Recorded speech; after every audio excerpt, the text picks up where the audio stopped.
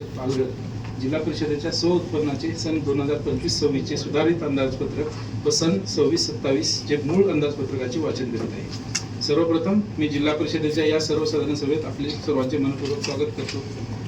जिल्हा परिषदेच्या उत्पन्नाचे सन 2025-26 चे सुधारित अंदाजपत्रक व सन 2026-27 चे मूळ अंदाजपत्रक अतिरिक्त मुख्य कार्यकारी अधिकारी, मुख्य लेखा व वित्त अधिकारी व सर्व विभाग प्रमुख यांच्या विचार विनिमय करून तयार करण्यात आले आहे।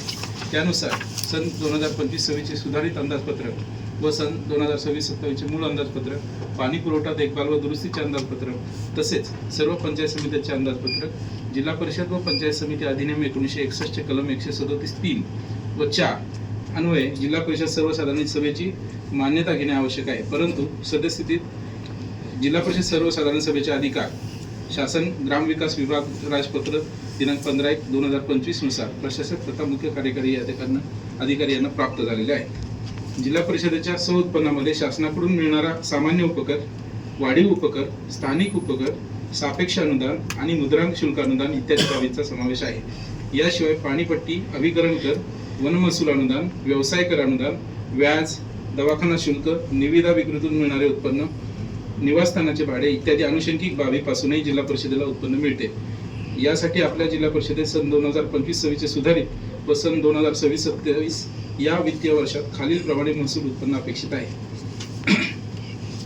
उत्पन्नाच्या बाबतीमध्ये सुधारित अंदाजपत्रक सन 2025-26 सुरुवातीची शिल्लक होती, शिल्लक ठरवलेली आहे ती 62,42,46,698।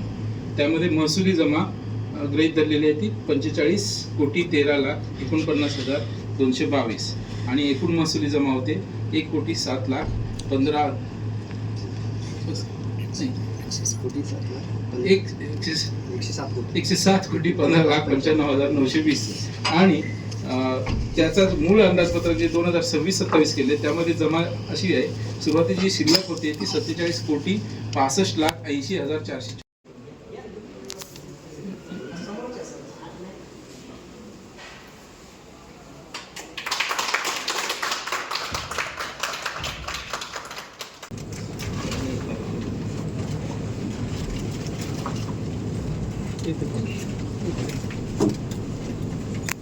अशाच ताज्या बातम्यांसाठी आमच्या न्यूज पोलीस रिपोर्टर चॅनलला लगेच सबस्क्राईब करा आणि बेल आयकॉन दाबायला विसरू नका।